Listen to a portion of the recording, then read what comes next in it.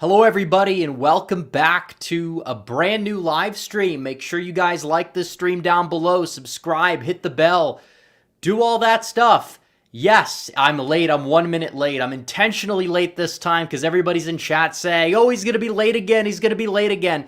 So, well, I decided to say, hey, you know what? I'm going to intentionally be late. We'll wait about 30 seconds. And that's exactly what we did. And it's funny because I've been sitting in this chair since 8:55, but nevertheless, it's good to let people pour in. A lot of people are going to wait. They're going to want to sit around for a minute, prep for the stream, make sure they can get it in on time, get in the audience, and that's where they are now. So make sure you guys like this stream. Everybody's pouring in as we speak, and we have a lot to talk about. We're going to get to 2024. We're going to get to Trump's rally. We're going to get to the debates. We're going to get to super chats. Make sure you guys send in super chats. I will be reading them on this stream. And also, just a reminder, we're also live on Rumble. We are simulcasting every single stream that we possibly can. We are simulcasting to Rumble as well. It should be working. It is working. I just checked it. So that's good. So make sure you guys like it on YouTube. If you're watching on Rumble, like it on Rumble. If you prefer to watch on YouTube, do so, but make sure you also sub to the Rumble. It's good to be on as many alt tech platforms as you possibly can. So we have a lot to talk about today. We're still waiting for people to pour in before we really jump in, but I wanted to focus on some things that Donald Trump said at his rally because he brought the proposition up, and we're going to do a whole video on this tomorrow because I think it warrants one, and that is, you see the Republican establishment just spending so much money on dumb, useless things. Let's face the facts of the matter here. Nobody is defeating Donald Trump in this Republican primary. We've been through this. Donald Trump has been hit with a lot of different things from a lot of different angles. But you know what? His poll numbers have only gone up, up, up, up, up.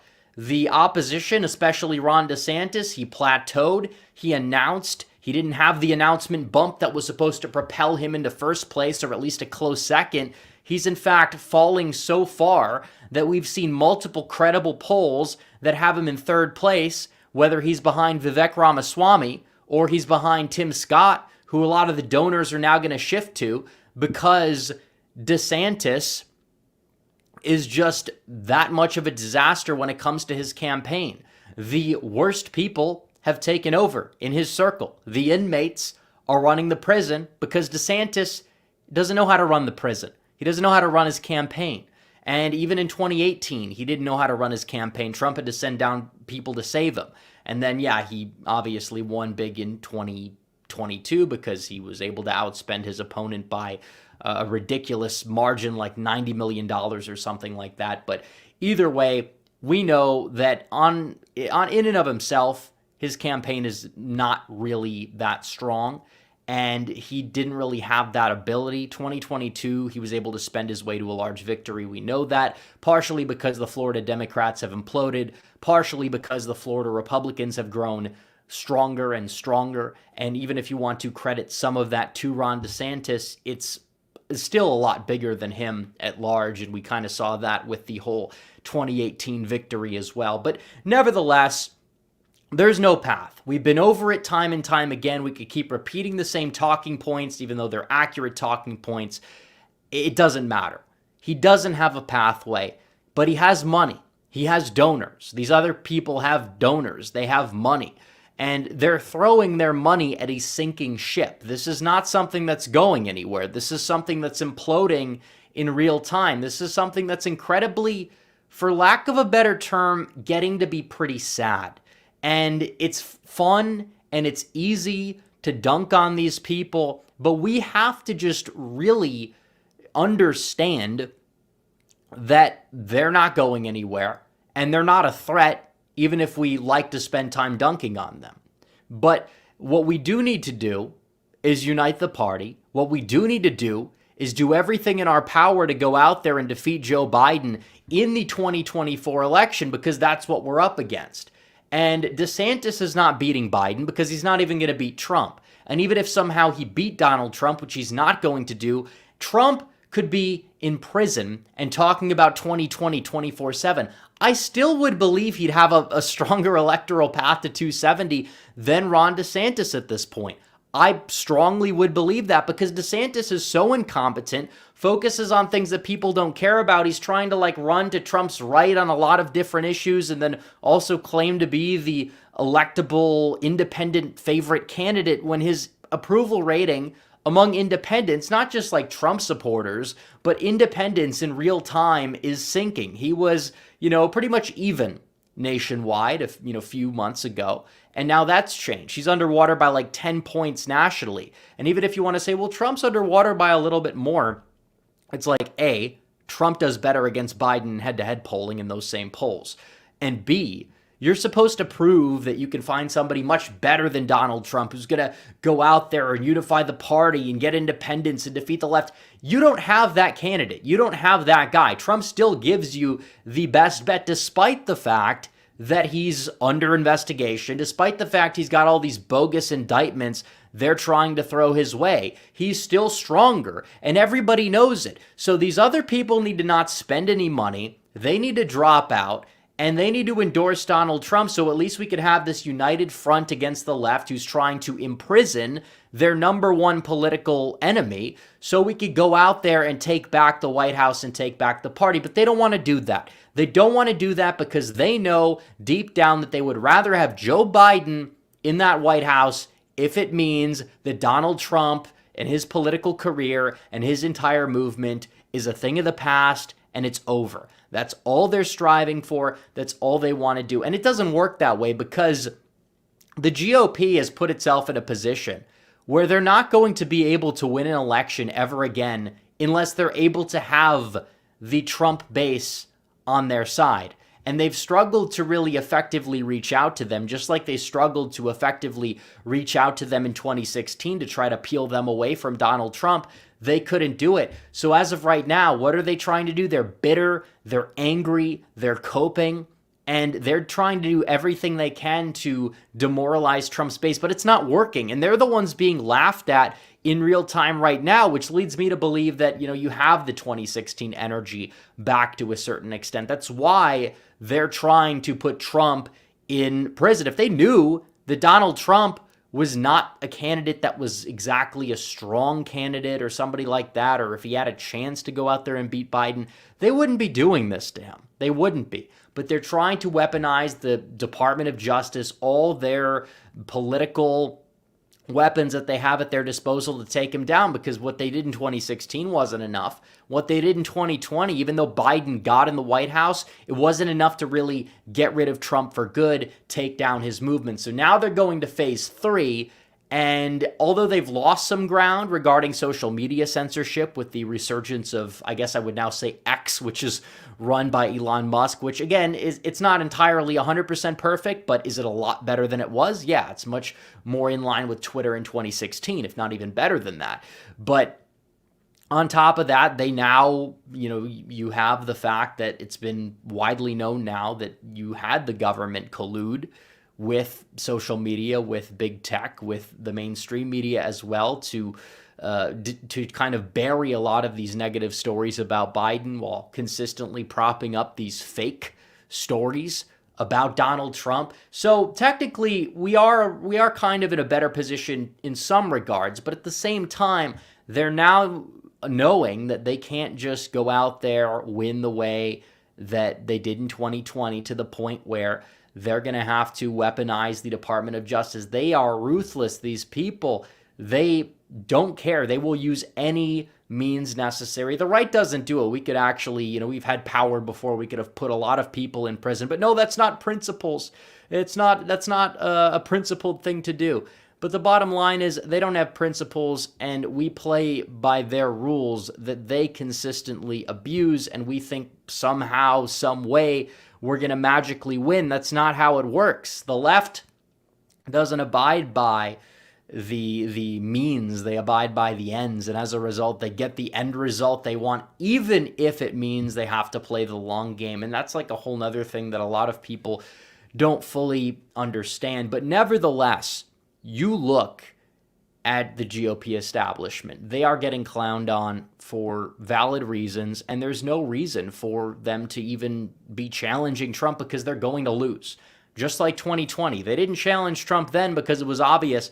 Now Trump's poll numbers are kind of edging closer and closer towards where he was polling when he was an incumbent president without any opposition. He's polling in the 60s in some polls. Back then, he was polling in the 70s. He was polling in the 80s. And the more he's in the media spotlight, the better he tends to do among the GOP electorate. He's up over DeSantis by 40 points in 3 of the last 4 major conducted polls that have been released.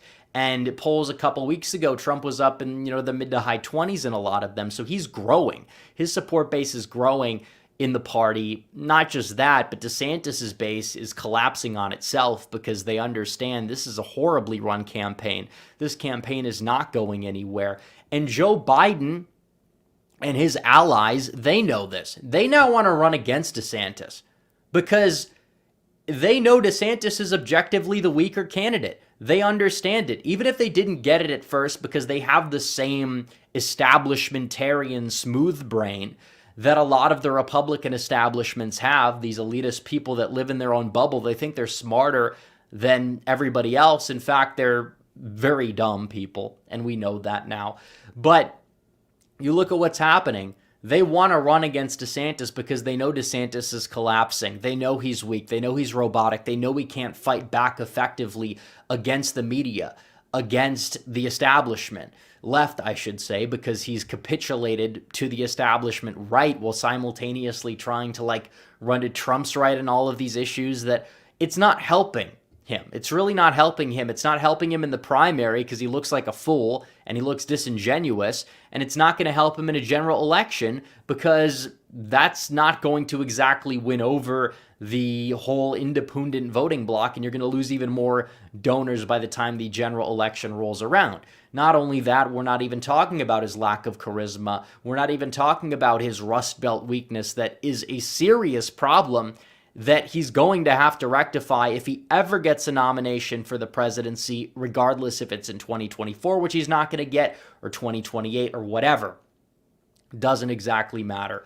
But you're looking into this article, Rolling Stone, okay, we have an advertisement there. I don't know if we can exactly get rid of that. But either way, they say that they want to now run against Ron DeSantis, which, again, we've been told for months, the left fears DeSantis. Well, why are they exactly wanting to run against him? It's because you people have ran his campaign into the ground and to the point of no return, and now there's no coming back from that. There's really not. So it's honestly sad. He's ruined his political career. He's ruined any future ambitions at higher office he's had to become dollar store Ted Cruz in 2016, because that's what he's become, and it's laughable. And CNN, the election mafia, Harry Enton from 538, now says that the chance of Trump winning another term is very real. You didn't see this rhetoric before, but you see it now. And this acknowledges Trump is facing several indictments with the potential for more. Bogus indictments, by the way. And political wisdom may once have suggested the former president's bid for a second White House term would be nothing but a pipe dream, but most of us know better by now. He is not only in a historically strong position for a non-incumbent to win the Republican nomination, but he is in a better position to win the general election than at any point in the 2020 cycle and almost at any point during the 2016 cycle. And this is true. He's pulling in more than 50% of support in the national primary polls. That's never happened in history where somebody polls that high and then they lose the nomination. It has never happened in history. Maybe you can make a case for LBJ when he was an incumbent in the 60s, whatever. He voluntarily dropped out, still could have won the primary, whatever. What we do know is that in recent modern history, it's never happened, ever. It's never happened. And that's true. 3 prior candidates were pulling in more than half the vote in primary surveys. Okay, so they talk about the people that were polling at that high level. It was Al Gore, when a lot of people knew he would be the successor, W. Bush in 2000, and then Hillary in 2016, which again, Hillary slipped down below 50 with the rise of Bernie, but then she eventually climbed back up. So either way, DeSantis has fallen below 20% nationally. No other contender is at or above 10%. So they talk about the primary, and they talk about how Trump is in a historically strong position in the primary. But then they talk about the general election. And polls aren't everything. We saw this in 2022, although the national polls were still accurate. And those show Trump tied in many cases with Biden. Some show him ahead of Biden. And then you look at the swing state polls that are not conducted by the DeSantis POS internal polling firm called Point of Strategies, but it really stands for piece of shit because it is a piece of shit, excuse the language. But that shows in Pennsylvania, the Quinnipiac poll, not a friendly poll to Donald Trump, shows Trump, he's beating Biden by 1, which is the second poll that met CNN standards. These are CNN standards. These are not my standards or even like Fox News' standards. These are CNN standards. It's the second Pennsylvania poll that's met their standards for publication since 2015 that had Trump either ahead of Biden or Clinton. So what it shows is that things are changing, and Trump has this ability to go out there and win. It's not guaranteed, folks. It's not guaranteed. That's why this is smart. These people should drop out. If they want to win, it's not about, supporting this candidate who's under fire for scandals. Bullshit. I'm sick and tired of these narratives that are lies about, the candidate quality. Doesn't matter. It doesn't matter about candidate quality at all. The left has elected John Fetterman, Katie Hobbs, all of these crazy people, almost elected Mandela Barnes in the state of Wisconsin because they utilized their resources effectively. That's all it comes down to. They got the ballots in the ballot box. They harvested them. They made sure people early voted.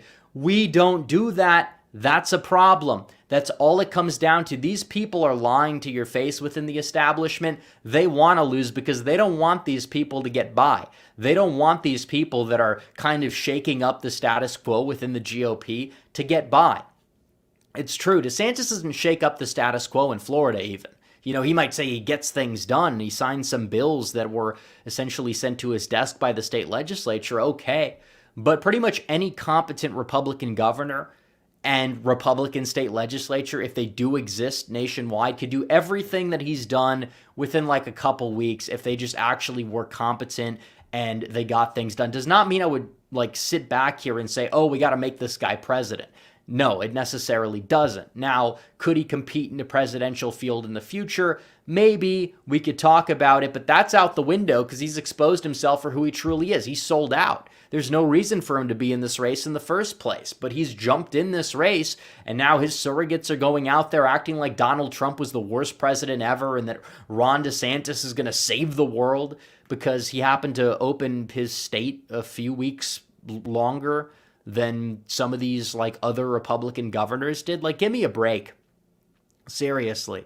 They really think that DeSantis is going to go out there and beat Trump. They're the ones saying Trump's stuck in 2020. All they talk about is COVID. I'm not saying COVID doesn't matter. I'm not saying that Trump was perfect on it. I'm not saying DeSantis didn't do some good things on it.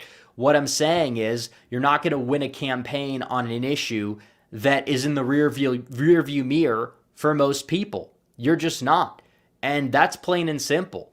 And even if you run like that issue into the ground, it's something not really a lot of independents in a general election care about. This thing that took place 4 years ago. Seriously? It's like Trump talked about 2020 in the election and the rally, I think, too much yesterday. And I was not exactly, going to say that that's a good thing. Because what it does is you're focusing on the past. We have to focus on the here and now. But Trump also talked a lot about 2024. He talked a lot about the Biden administration. He contrasted his administration and the successes of it with Biden's administration and the failures of it. That's how you win. That should be the full focus. DeSantis is going to be like, we did this thing in 2020. We kept the state open. It's like, seriously? Like, first of all, you sound like a robot. Second of all, you sound like a dork, which you are. And third of all, this is something that not a lot of people that are going to really sway an election care about, especially nationwide. It's like, you're going to do 3 points better than Trump in Florida. Fine, Trump's going to win Florida by like 10 anyways. And then you're going to go out there and do 5 points worse in Wisconsin, Michigan, and Pennsylvania. which Trump's not even guaranteed those states. He's got to win at least 2 of them. He's got to win Wisconsin. I think he does. He's got to win Pennsylvania. That's going to be really close. DeSantis doesn't give you a shot in it. He's going to do whatever Dr. Oz just did last November. And that's what you get when you run a candidate like that. And so many people are not willing to differentiate the two electorally because they just don't understand. They haven't looked at the whole, past 7 years and understand why Trump did so well there and why Trump's candidates that were endorsed by him in a primary maybe didn't do so well there. And the reason why they didn't do so well there is partially because they're not Donald Trump. That's why. And in many cases, they didn't have proper funding. And in many cases, they ran bad campaigns. But that's really not exactly correlative with, Trump endorsed them in the primary. Trump endorsed Ron DeSantis in the primary. Trump endorsed Brian Kemp in a primary. They went out there and they won. Not Kemp in 2022, but in terms of Kemp in 2018. And that's a state that Trump didn't exactly get in 2020. So you look at the whole exact lay of the land here.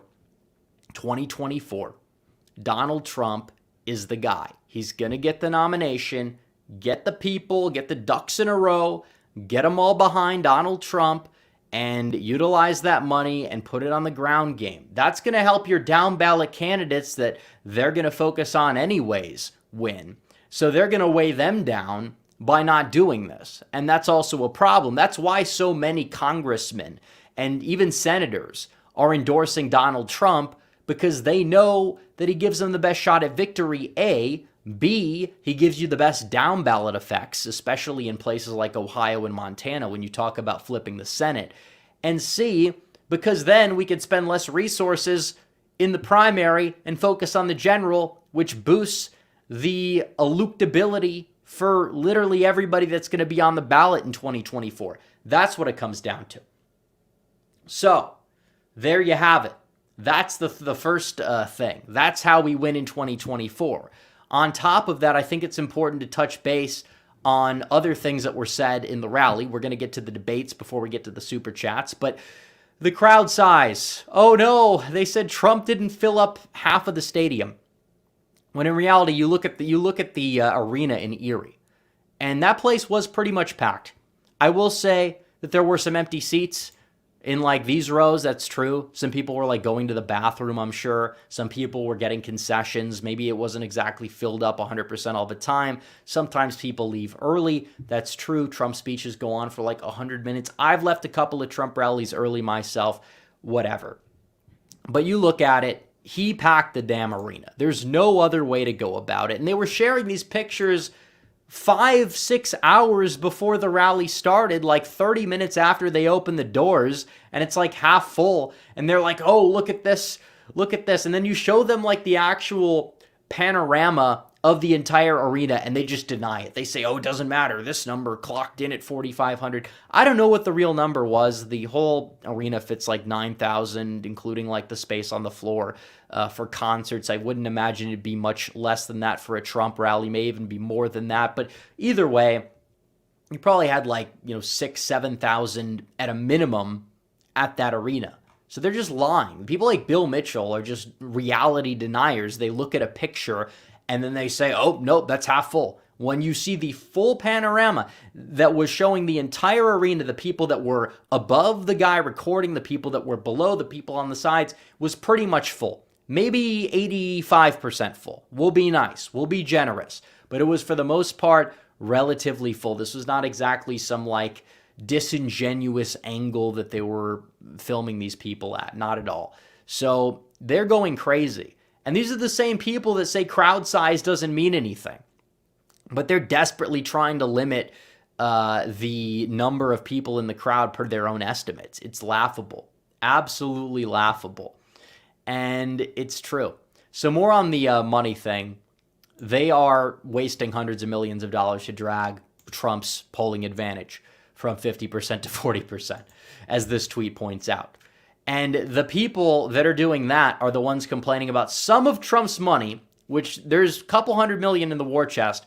Oh, well, he's spending $40 million on these legal fees. Okay. And he's asked people to donate to him for legal fees. People are donating to him for legal fees. They're donating to him for the campaign. But apparently that's like Trump being a scammer for some reason, because people are donating to him and then he's using some of that money for legal fees for the campaign. So whatever. Either way, the bottom line is you should be angry at the Department of Justice. You should be angry at Biden, because what he's doing is he's trying to take this guy down, take out his number one political opponent. If anybody in Russia or China or even like in Hungary was doing that, we would say this is third world level authoritarianism. But since it's happening on our home turf, it's completely fine, and we have to cheer it on because Blumf is evil. Even according to a lot of these people that are on the DeSantis side, many of them, mainly the surrogates, I'm not saying the voters on the ground in Iowa, but mainly the surrogates are really hoping that Donald Trump goes to prison or gets indicted, so they will have a better shot at defeating him, because that's all they care about. It's not even that they even like Ron DeSantis in many cases. They just hate Donald Trump. They want Donald Trump to get out of the way. And that's why they're mad at him for spending money on legal fees, despite them spending hundreds of millions of dollars trying to take him out through the ballot box, which they're not going to be able to do so effectively. So it's laughable. So we talk about the primaries. We talk about the polling. I think it's also important to touch base on the debates as well, because Trump at the rally, he asked the people if he should debate. They were kind of giving a mixed response. Then Trump kind of prefaced it in a way that would kind of get them to say no. And it's like, I understand both sides. You can make a case for Donald Trump debating because A, it's entertaining. B, I don't think his numbers would dip. And C, he could go out there and do what he did in 2016, bring back the nostalgia factor, and kind of maybe, if he does really, really well, consolidate the base support. But that's number one. Number two, and this is the second option, he doesn't debate. It's going to be on Fox. Trump has beef with Fox, and Trump not appearing at the debate is going to make the debate a lot less watched. Not only that, the ratings for it are going to be in the gutter compared to what they could be if Donald Trump was there. And B, what it does is it allows him to avoid a hostile network who does not want to see him get the nomination, being asked hostile questions, which again, he should be able to handle it. But politically speaking, like, he is at a very, very big primary polling advantage. Does he really need to step in there and potentially risk it dropping even 2 to 5%? Like, at this point, I think he should do a forum with Tucker Carlson while the debate is going on, and then everybody's going to watch that, and then nobody's going to watch the debate. And maybe later on, when we get closer to the primaries, Trump could do a debate. But as of right now, does he really need to get in the debate ring? I'd like to see it. It's up to him. They're still undecided from what I can tell, but that's what it comes down to. I'd like to see what you guys have to say. Press 1 if you think Trump should debate. Press 2 if you think he shouldn't debate. That's what we'll do. So we'll kind of see. I could do the poll, but I kind of like to do the press 1, press 2 thing. So press 1 if you believe that Donald Trump should debate, and press 2 if you believe that he shouldn't. Because, okay, so we see about, so far it's 50-50. So far it's 50-50. We see a mix of 2s, a mix of 1s. I'm fine with either. I'd like for him to debate at least once at some point, but it doesn't have to be right now. It doesn't have to be in Milwaukee in August or whatever. It just really has to depend on the way the primaries are going.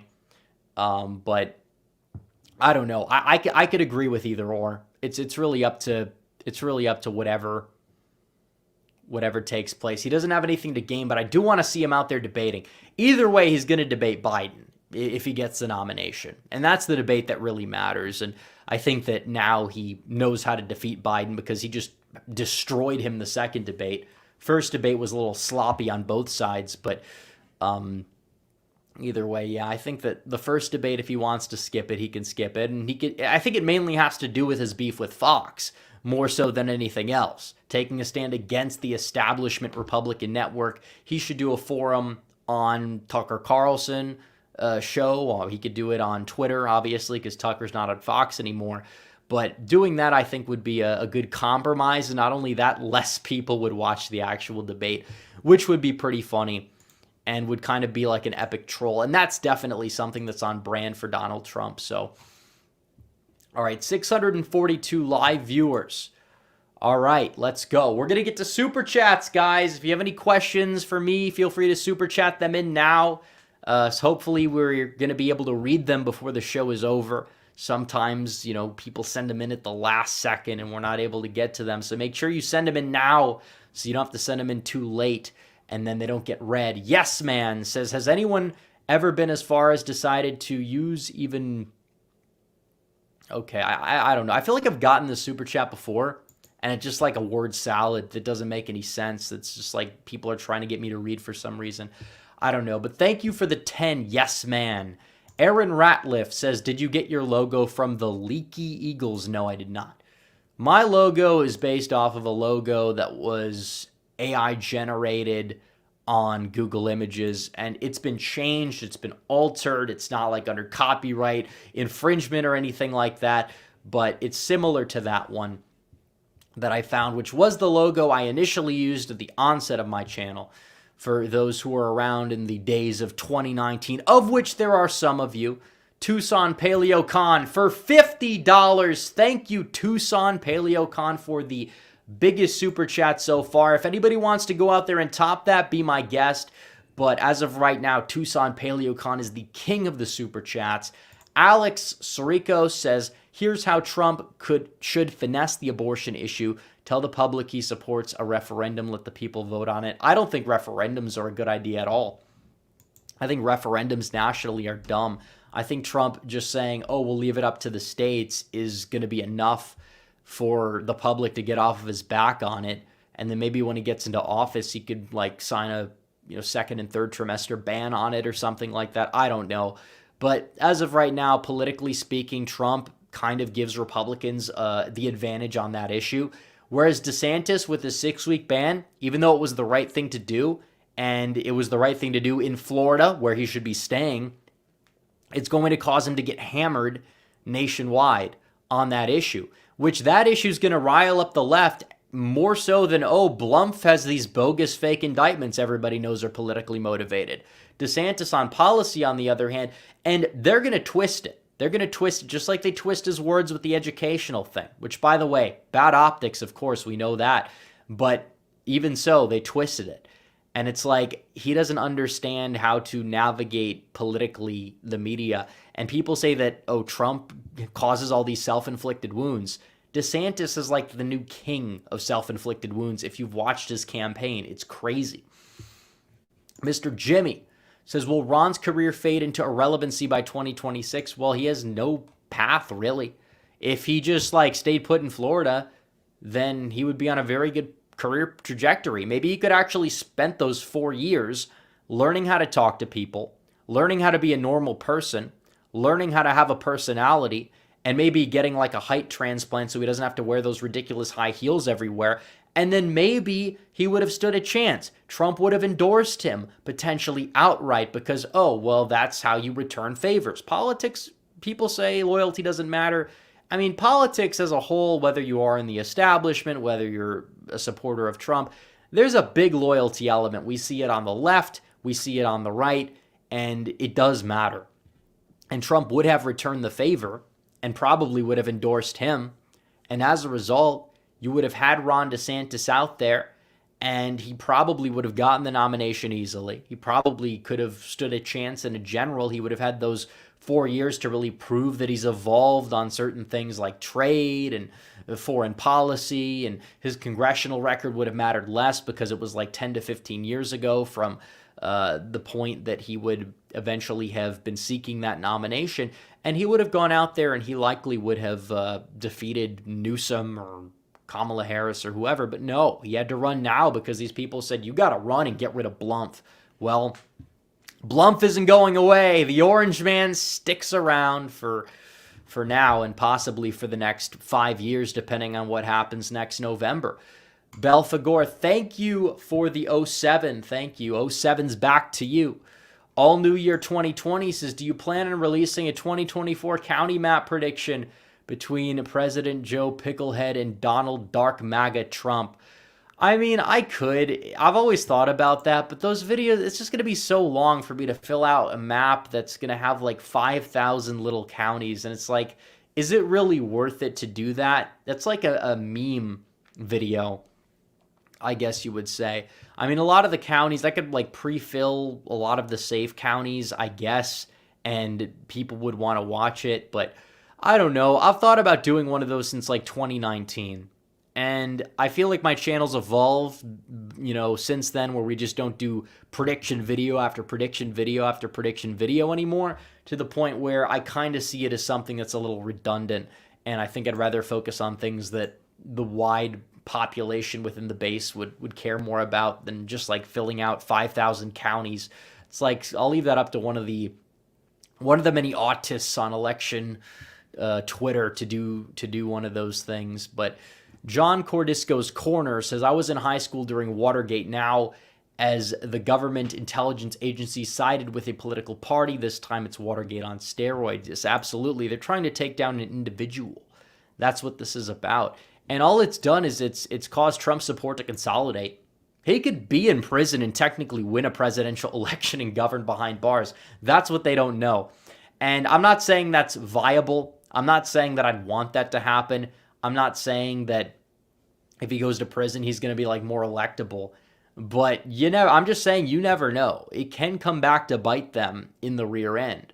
And this is something that we'll have to see what happens on. We'll see what happens on the trials. But this is it's obviously bogus. And when we take power, if we do, and Trump does win, he needs to weaponize his Justice Department to put all these people in prison. That was the mistake that Trump made the first time, not locking up Hillary Clinton, not actually going through with that special counsel. He didn't do it because it was supposedly unity. He was like, oh, well, we'll unite. We'll say, oh, they're good people. We'll move on. We'll govern. And now it's like, you kind of, in retrospect, like, obviously, just rhetorically speaking, after the election, that's fine. But then, you know what you got to do? You got to go out there and you actually got to follow through and put her behind bars. And because he didn't do that, he left himself open. And it's sad, but it is what it is. So Jason Christie says, it's so funny to me that so many people think DeSantis can win without Wisconsin, Pennsylvania, or Michigan, and think he can win states like Virginia or New Hampshire easily. They're deceiving themselves. Well, they have to lie. They have to lie out of thin air to make themselves viable. And in turn, they just make themselves look like jackasses, which they are. So that's all it comes down to. Security TV says, I don't want to sound like a conspiracy nut, but should we be worried that some people that are a part of the deep state are also neocons that are trying to stop Trump and the MAGA movement? I don't think that's a conspiracy theory at all. The neocons in the government want to stop Trump and they want to stop the MAGA movement. That's why they have all these people pouring in hundreds of millions of dollars trying to stop Donald Trump and his movement. That's all it comes down to. That's why the midterms went the way they did. That's why 2024, you have people that are vying for the nomination, that are getting all this money, that are not named Donald Trump. That's all it comes down to. And then the people that are running campaigns that seem well-meaning, even if I have disagreements. We saw what Vivek did in the Twitter space yesterday, or 2 days ago. He talked about how we need to re-enter TPP, which that's electoral cancer and not populist in the slightest. And on top of that, mentioned how we need to increase merit-based immigration and said that we have to oppose this anti-legal immigration backlash within the GOP. Which, again, that's not populist either whatsoever. Vivek is somebody that, I like on some things, and like I said, I think he's well-meaning. They attack him because he's well-meaning, but in turn, when you look at his policy, it's not something I support, and it's not something we should support. But the reason why they are going in on him is because he comes off more of like an authentic outsider. They don't like that. Just like they don't like Donald Trump. And they obviously hate Trump more because Trump is the bigger threat to them, obviously, but still. All New Year 2020 says, do you think Trump leaning into dark MAGA would help him at all? Depends what you define as dark MAGA. If you're talking about 2016 messaging being dark MAGA, the answer is yes. I think he's doing that, but we'll see. We'll see.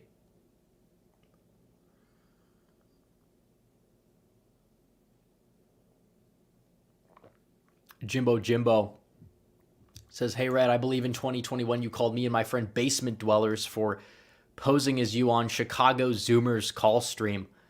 I don't know who Chicago Zoomer is, and I don't remember doing so, but 2021 was like 2 years ago, so I have no idea. Johnny Heartdog says, I'm not worried about Trump versus Biden, worried about Trump versus Kennedy. He's a rising star, and many Republicans think he's a moderate on our side. If he gets the nomination, he might beat Trump. He's not getting the nomination. The media is arguably harsher on him than they are on anybody, because anytime he opens his mouth, his words are going to get twisted by these people, and that's happened several times already. He's not going to get the nomination. Democrats despise him. He's liked among Republicans. That's true. But because of that, they don't like him, and he's not going to get their nomination. So he's not somebody that really has to be worried about whatsoever, electorally speaking. I hope he gets a sizable chunk of that primary vote from Biden, but I don't think it's going to be any more than 15% or so. Nick A. says, why does Chris Christie always go after Trump? He doesn't campaign on what he would do for the country. Do you think he has any? No, he has no chance. No chance whatsoever.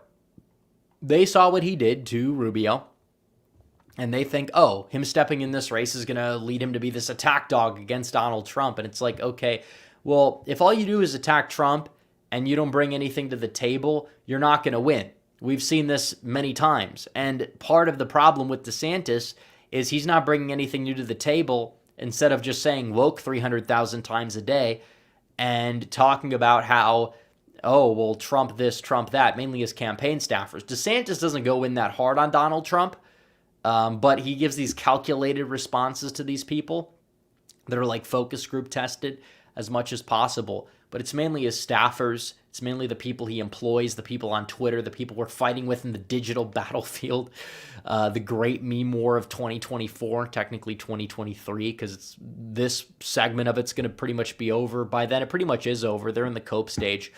But, yeah. Christopher Laurie says, if Trump gets backing from unions in the Rust Belt, Democrats should be worried. Thoughts? He'll get some private union backing. He got some private union backing in 2020.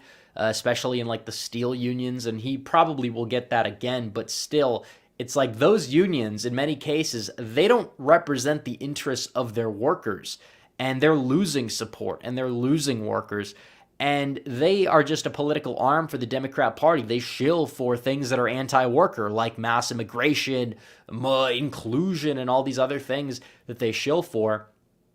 They're not exactly helping out workers whatsoever, and they don't represent to really help out the interests of these people, or they would support Donald Trump, because Donald Trump is somebody that you look at his economic policy, especially when it comes to trade and job creation and energy in the cases of a lot of those unions in places like Pennsylvania and others. He is in lockstep with them, but a lot of unions are like the public unions, those unions like teachers unions.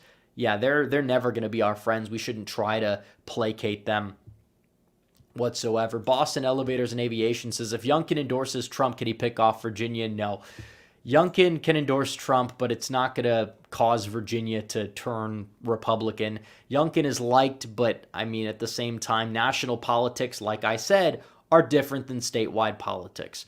So, Based Cato says, who would Hank Hill vote for in a primary?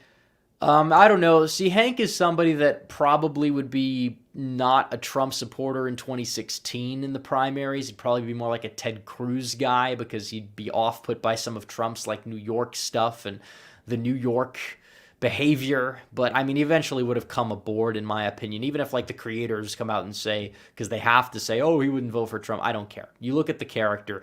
Definitely like the early seasons Hank, where he was more angry, would probably definitely back Trump, especially now. But I don't know. I think he'd be 50-50. I think he'd just vote in the general. He doesn't really seem like a big primary voter anyways.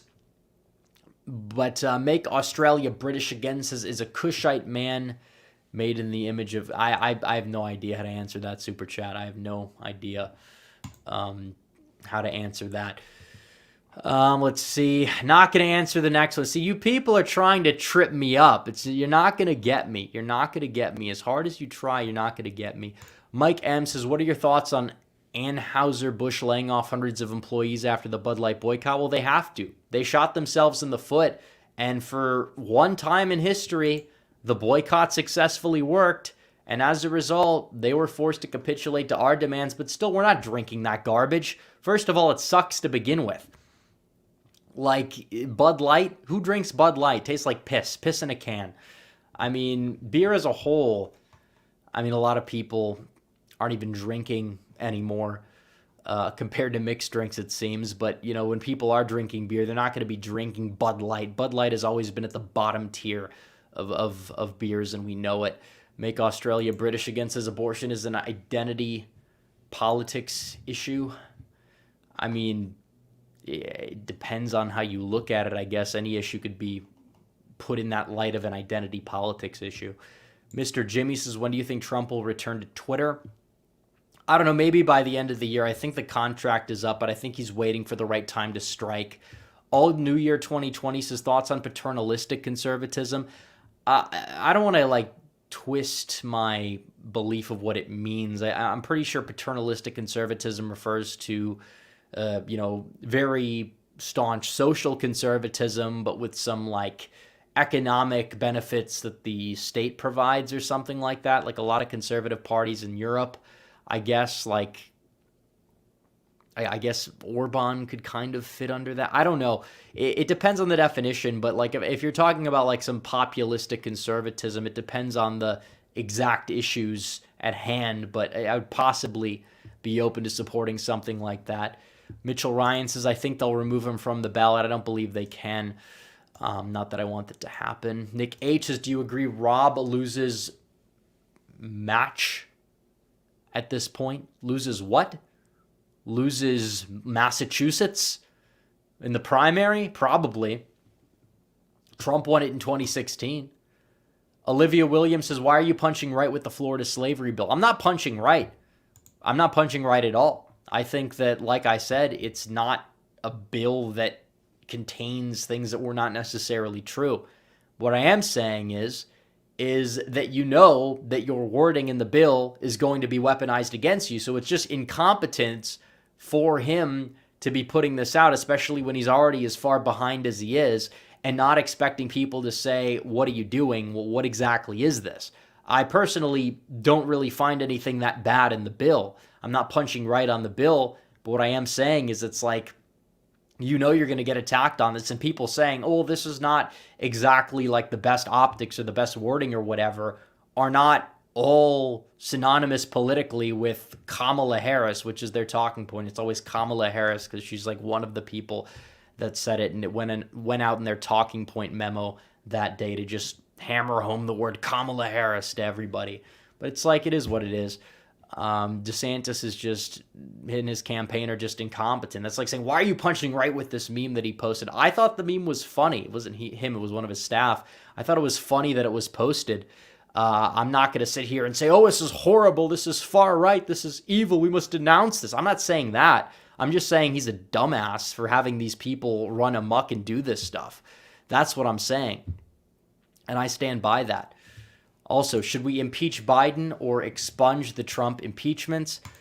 I mean, technically, I'd be open to doing both. I just don't think impeaching Biden's going to go anywhere. It's a waste of time. You impeach him, what does that exactly do? Oh, it gets thrown in the Senate. They're going to throw that away instantly. And it's just going to kind of make us have this headache on our hands with the House the same way that Democrats had several House seats flip in 2020 because people decided to go out there and impeach Trump in Trump districts. So I just think it's a waste of time. Nick H says, do you agree that Rob loses Macomb at this point?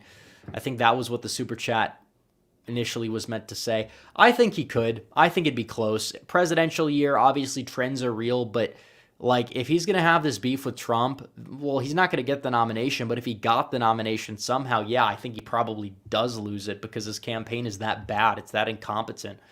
Seriously. Just Joe says, thoughts on Ashley St. Clair? Seems like a grifter who gets by because she's pretty, already had a child out of wedlock. I don't really know much about her. I heard some rumblings of stuff back in the day that she did some shady things on the internet, but other than that, I don't really keep up tabs with that drama. Jason Christie says, DeSantis buys himself and only himself a beer, and then Twitter to Sims go, wow, man of the people. Meanwhile, Trump buys a whole bunch of people ice cream and they scream incoherently about him being disconnected. Well, they lied. They sit there and they lie. He goes into Waffle House. He buys everybody Waffle House. They say he didn't pay for it. Eventually, then they had to go back and correct it because he did buy Waffle House for everybody. And that's, I think, the people's billionaire. DeSantis, he's like out there, and you honestly kind of feel bad for him. He gets like himself a beer. He's drinking a beer, which I don't care if he drinks a beer or not. Doesn't really affect me. Trump doesn't personally choose to drink, whatever. But DeSantis gets a beer, and then he's like just stammering and just like talking with people. And the way he's talking, he comes off as like out of touch, as somebody like Hillary Clinton does. And yeah, they can clip that and say, you compare DeSantis to... I'm not comparing the two ideologically. I'm just saying, you talk about the roboticness, you talk about the out of touchness, and that was one of the things that doomed Hillary Clinton in a place like Michigan, Wisconsin, and Pennsylvania. DeSantis going out there and being the same way, I personally don't think that's going to help him. You could run up the score in Florida because you spend all this donor money there. The time you get to the national level, by the time you get past the primary, if you do get past the primary, which he's not going to do, all that money's going to be gone. He's not going to have any money. He's going to go out there. He's going to stammer. He's going to get drilled. That's why Biden wants to run against him. That was not the case a few months ago. But now that they've analyzed it, now that they're viewing the whole thing objectively, now they know he's the weakest candidate and they want to go against him, not Donald Trump, while they're simultaneously trying to put Trump behind bars. So, all New Year 2020 says Trump can get 50,000 at a rally just by himself. Hillary couldn't even get half that with a number of celebrities in attendance. Yeah, and I feel like a lot of the people that went there went to see Jay-Z. They went to see LeBron. They went to see these people, even Obama. They didn't go there to see Hillary Clinton. In fact, they went there in spite of Hillary Clinton in many cases. I'm not saying they voted for Trump, but I'm just saying a lot of people that went to those events likely just stayed home because they didn't even like Hillary. They went there for the celebrities. So, one Joe Cav 73 says Glenn Youngkin will be the GOP nominee in 2028. DeSantis is Paul Ryan establishment shill. It's a shame because he had so much potential. Well, he did. And Youngkin is also somebody who's establishment friendly. I'm not going to say he's not. I've critiqued Youngkin just like I've critiqued DeSantis. But at the same time, Youngkin's likable. He comes off as more genuine. And if he's the nominee, I think he could potentially win a general election despite having backing within the establishment. Whereas somebody like Ron DeSantis, he's just so robotic that he's not willing to resonate despite probably being to the right of Youngkin on several issues. But I've heard stuff about Youngkin behind the scenes being pretty solid and pretty based or whatever, and I'm not saying that that's a guarantee or that's going to translate on every issue. I know he's governor of Virginia. There's only so much he can do in such a blue-leaning state, but like I will say that him as the nominee probably feel better about it because of the electoral chances.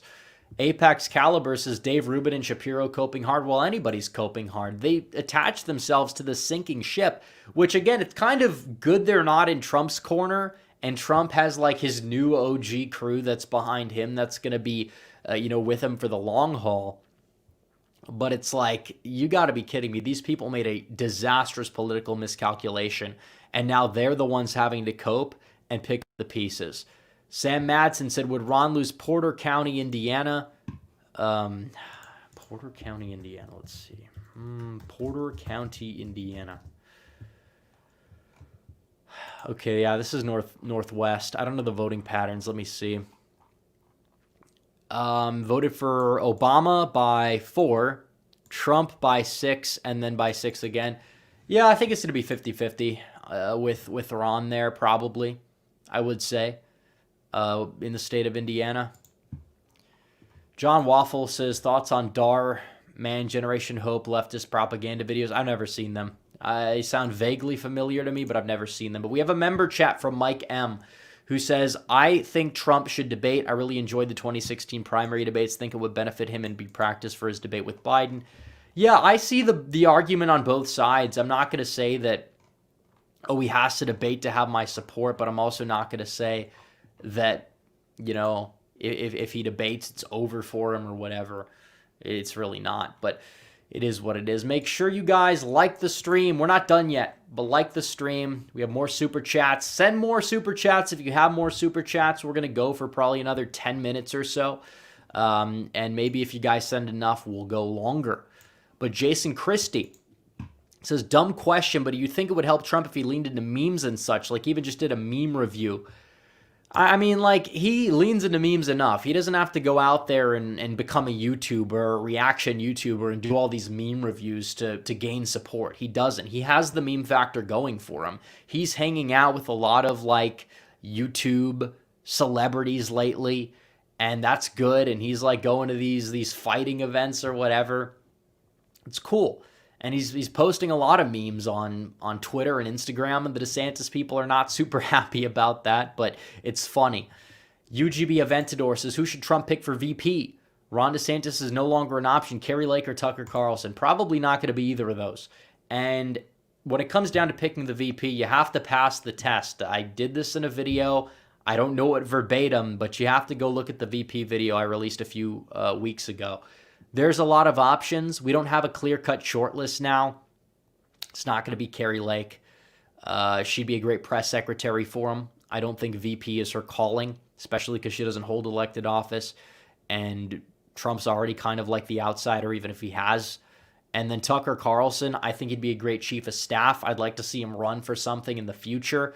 But I don't know. For VP, I'd rather have Tucker because I think he's very articulate.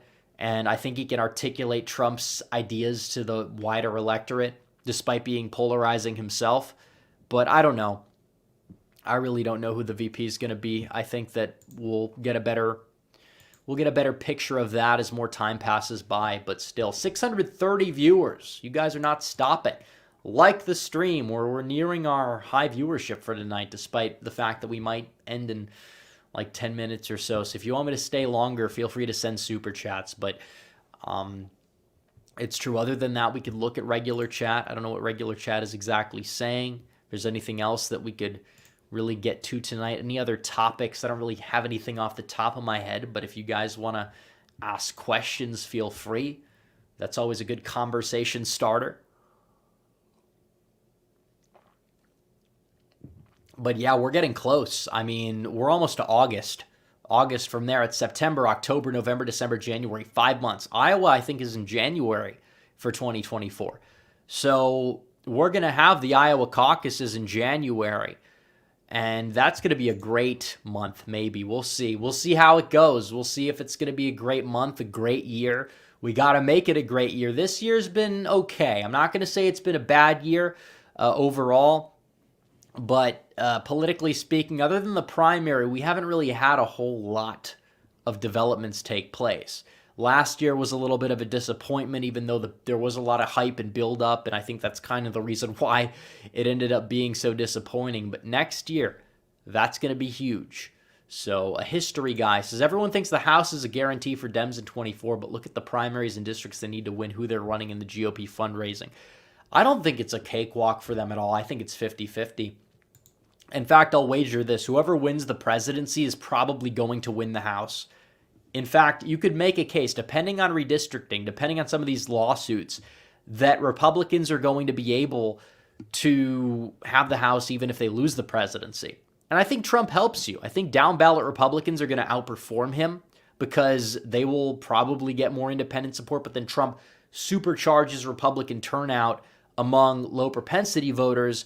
And those voters that don't usually vote, that vote for Trump, they come out and they vote Republican down ballot in many cases. Yeah, you may have some holdover ancestral Dems, but I mean, not enough to really make the difference. And we saw this in 2020 where Republicans down ballot. A lot of people said, oh, they're going to underperform Trump. They outperformed Trump, actually. So that's true. Shout out to Jonah Ludlow for the 5. Based Katos' hopes for the 2023 elections. I hope we can win Kentucky. I hope we can win Virginia, although if they make abortion the key issue there, that may put a wrench in the plans. They probably will try to, but I don't know. I really would hope for Kentucky. I think it comes down to turnout. Trump needs to rally for Dan Cameron. I'd love to see him win there. I think he could, but I think right now he's not the favorite, and I think it's going to end up similar to Kansas in a way, because in Kansas, you saw what happened there. I mean, we obviously could have taken it. Laura Kelly had decent approvals, but not like super high. And then we ran a candidate who was the AG, and he didn't run the best campaign, and he narrowly lost. And right now, unless I see a change from Cameron, I think we're headed for a similar thing. But, I mean, it's possible we win it. That's a big boost to Trump. He could say, hey, I got the mandate for 2023. We flipped 2 governorships, and we held another one with an unpopular governor. So, he could kind of get some of that ammunition back from the whole 2022 thing. But yeah, he'll probably be blamed regardless if Cameron loses, which is laughable because Kentucky's a state where, like, you look at historically Republicans that run up the margins, Trump wins it by like 30 points. Other Republicans don't do as good as Trump. So how is it exactly Trump's fault if Republicans lose Kentucky? They'll blame him for everything. It's laughable. Christopher Laurie says, did you see Mike Pence, not my concern line that shows people how much the old GOP cares about their base? Yeah, everyone's like, oh, well, if you don't like Mike Pence, you just don't like him because Trump tells you not to like him. It's like, no, I don't like him because he's a warmonger. He is a neocon. And he's showing his true colors right now. And he's saying, oh, I don't care what's happening in America. We can only focus on what's happening in Ukraine and Russia. Have we not been so vindicated about this? I did a video about the Russia-Ukraine conflict right at its onset, even a month after. It got bombarded with a surprising amount of dislikes from my own audience because they said, oh, you're shilling for Russia. What are you doing? You're basically trying to equate the two sides. But as more time goes on, it's like a lot more people are realizing, like, yeah, this is a war that is the establishment trying to drag us into it where we really don't have a lot of business being in. And look at how much money we're putting up for it. And then you look at what Europe's putting up for it. They're putting up like a tenth of what we're putting up, despite them having more people combined than we have by 2 to 3 times the amount. It's ridiculous what's going on there. And Biden's completely fine with it. These Republicans want to send a blank check. DeSantis gives two-faced answers about it. At least Vivek, even though I disagree with him on immigration and trade, at least on foreign policy, he's giving the solid answers regarding this conflict. And that's true. Thomas Willingham says, I need you to do a video on how we go about ballot harvesting. I've done a couple.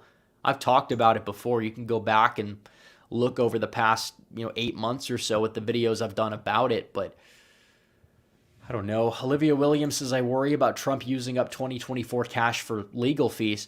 Well, I mean, that's going to be a problem. They're going to try to dry him up because of that. And all we have to do is, like I said, we have to spend our money wisely. Now, they want to spend money defeating Trump in the primary that could be used to help defeat Biden in the general, but they're spending it now. That's a problem. They want to lose. They're completely fine with losing so long as Trump is the scapegoat.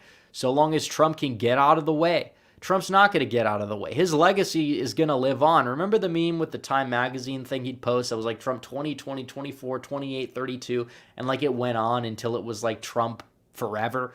And even though Trump himself is not somebody that I would support in 2028, because I don't think he'd run in 2028, and I think if he did, I don't think he'd be able to get the nomination at that point. I think he'd just go down as like a martyr.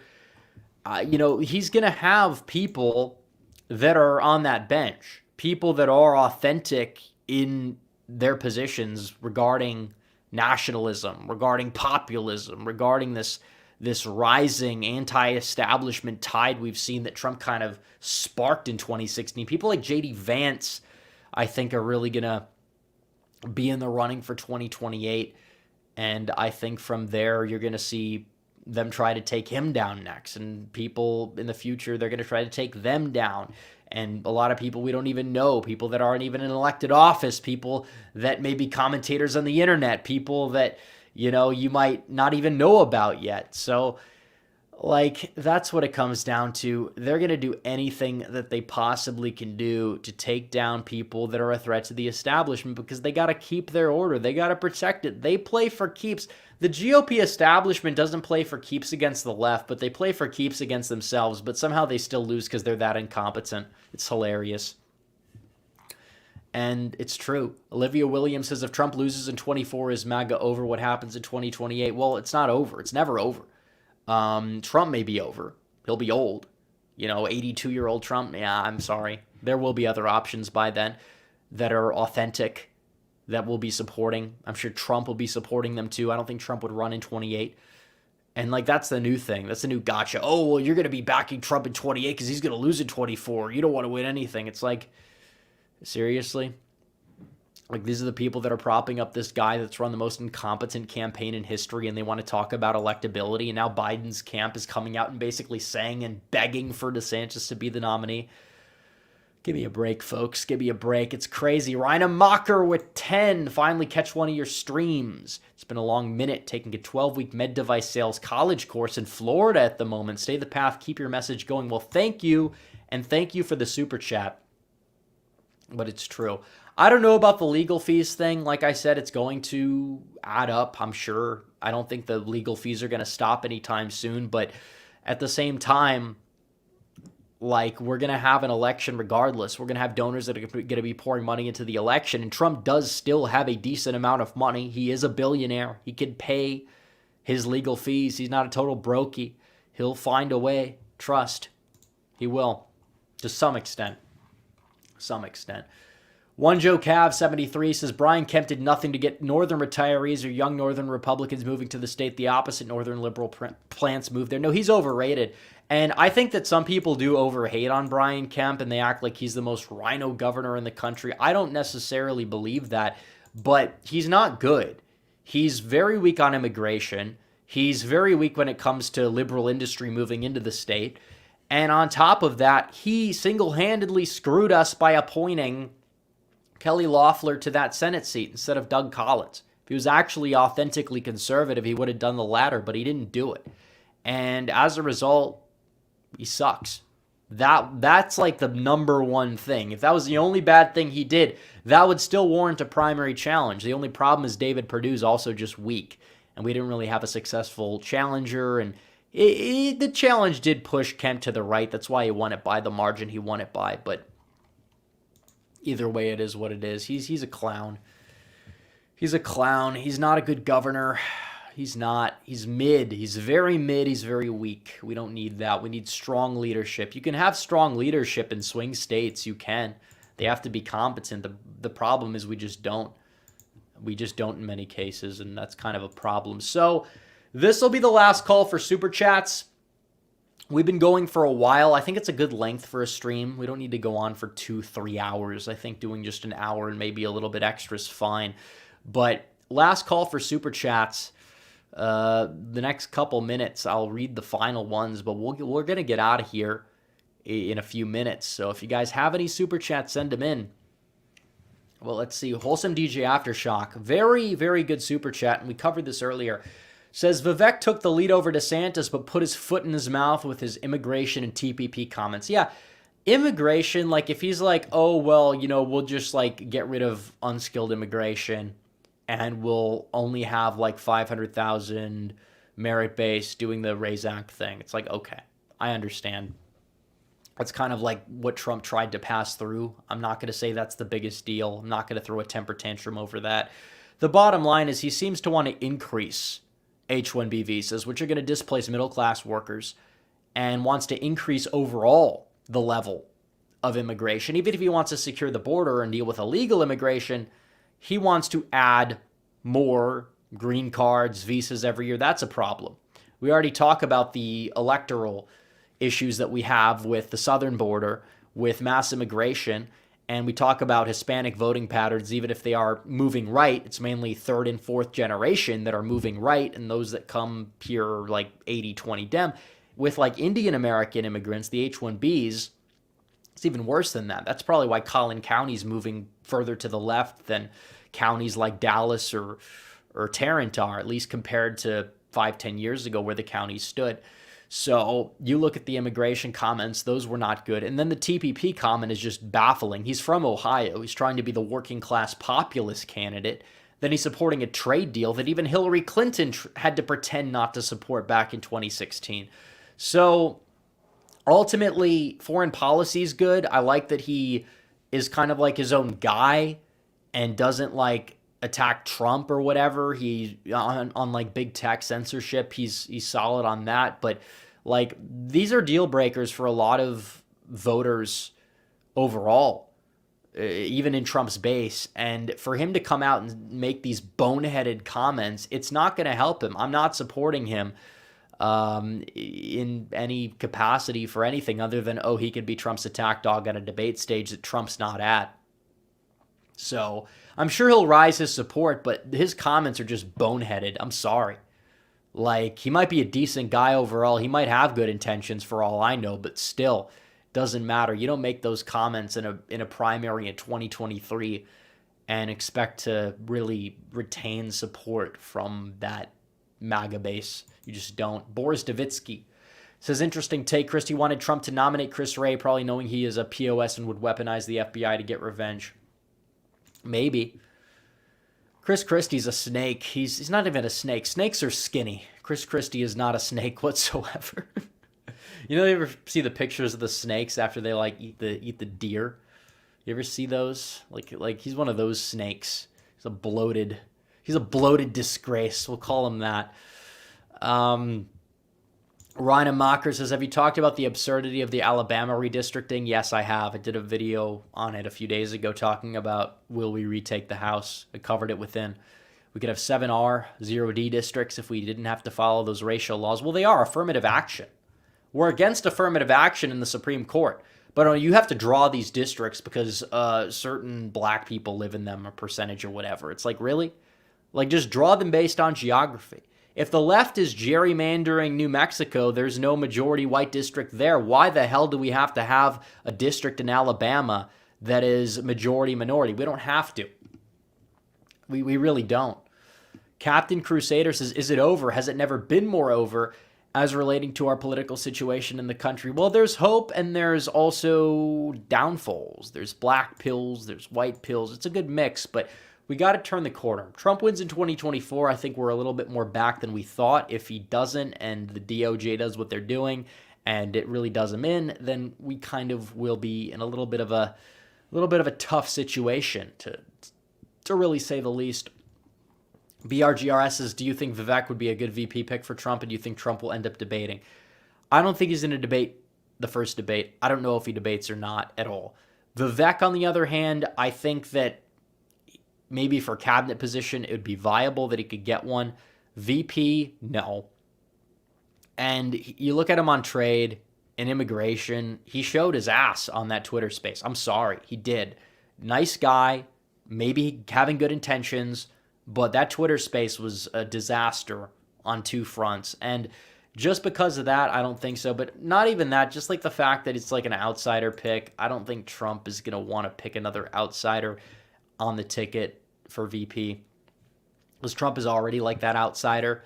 And I'm not saying he has to pick a member of the establishment or like an evil neocon politician, but I'm saying that he's going to need to pick somebody who unites the party and is a good complement to him. I think Byron Donalds would actually be a very good pick, believe it or not, but the bottom line is they both are from Florida, so Trump would have to move his residency again, which I don't even know if he could do given the recent investigations, but who knows? Who knows? Let's see. I think that's it. I think that's the last of these super chats. So without further ado, I think we may have to end the stream. But it was great talking with you guys. I know I missed a couple of streams this week. I'm going to do a stream on Tuesday. I will do a stream on Thursday for sure this week. You can hold me accountable. I will be there to the best of my ability. And I will see you guys next time. Make sure you like the stream before you go. Subscribe. Hit the bell so you never miss another video. Okay, we have a final super chat. Ryan Mocker says, what specific video did you talk about redistricting? The one where I talk about will the Republicans hold the House? That one. I talked about it there. So anyways, guys, thanks for watching. Red Eagle out.